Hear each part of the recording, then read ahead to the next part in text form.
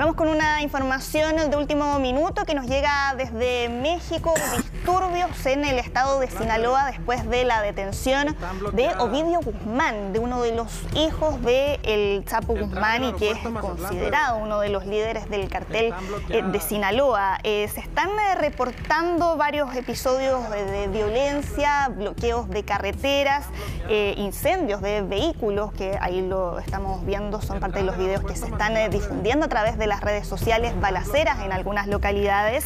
Desde el gobierno mexicano, el presidente Andrés Manuel López Obrador reconoció la existencia de un operativo, pero no ha entregado todavía mayores detalles al respecto. Lo cierto es que Ovidio Guzmán el año 2019 ya había sido detenido en esa oportunidad, pero fue liberado poco después, justamente por los disturbios que se desataron después de su detención. Eso le fue tremendo. En Sinaloa, cuando se enteraron que lo habían atrapado al hijo del Chapo Guzmán, se desató una verdadera guerra con tanques, con balaceras por las calles. Fue tanto el caos que se produjo en la ciudad que las autoridades tuvieron que liberarlo porque se estaba saliendo completamente de control la situación. Sí, recuerdo que hubo incluso un grupo de presos que había escapado de la cárcel, tremendo. Hubo muertos en esa oportunidad y lo que había llamado la atención en ese entonces había sido ahí la justificación que había dado en ese año el presidente Andrés Manuel López Obrador cuando se le había consultado sobre la decisión de liberar a Ovidio Guzmán. En esa oportunidad dijo: la captura de un criminal no puede valer más que la vida de las personas, porque él decía que claro, que la decisión de liberarlo era para proteger a los ciudadanos después de todos los disturbios que se habían desatado y para restaurar la calma después de las balaceras que se... Es decir, el Estado completamente replegado por la acción del narcotráfico. Es que ese es el tema, la debilidad del Estado y lo enquistado que está ahí el tema del narcotráfico en México. Pasemos a escuchar parte del ambiente de las balaceras que se están registrando hasta ahora.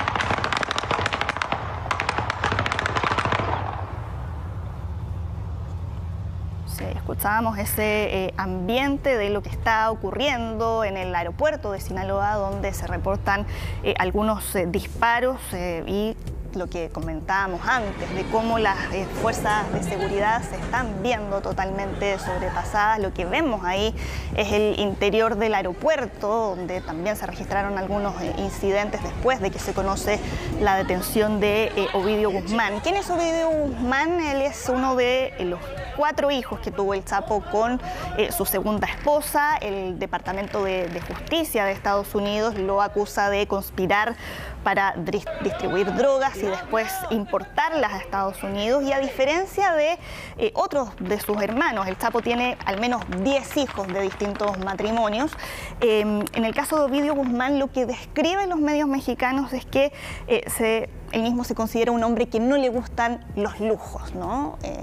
Bien, ahí estamos todavía pendientes a ver qué es lo que va a decir el gobierno mexicano sobre esta detención y si es que se vuelve a repetir el escenario que habíamos visto el año 2019, donde en vista de las reacciones y los efectos que tuvo su detención, finalmente optaron por dejarlo en libertad. Eso sería escandaloso.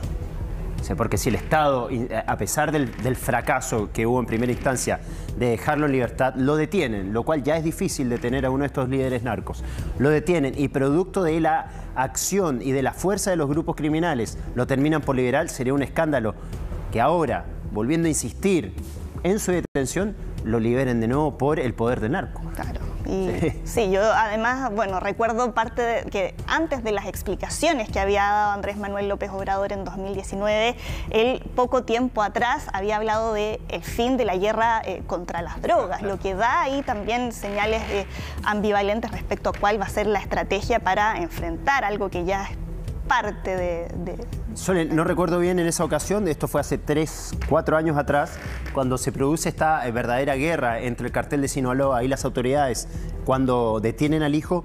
¿Cuánto tiempo pasó entre su detención y su posterior liberación? Algunas horas. Fue cuestión de horas, sí, ¿no? Sí. Claro. Bueno, vamos a ver ahora cuánto tiempo permanece detenido y si finalmente la violencia de este grupo criminal no termina por ejercer una presión tal que terminen por liberarlo. Esta vez no creo, porque sería escandaloso que por segunda vez el Estado mexicano acepte un fracaso de este tipo. Sí, y esto también se produce en un momento complejo, porque dentro de algunos días va a llegar a México el presidente de Estados Unidos, Joe Biden, que entre otros temas va a abordar el tema del narcotráfico, obviamente también la migración.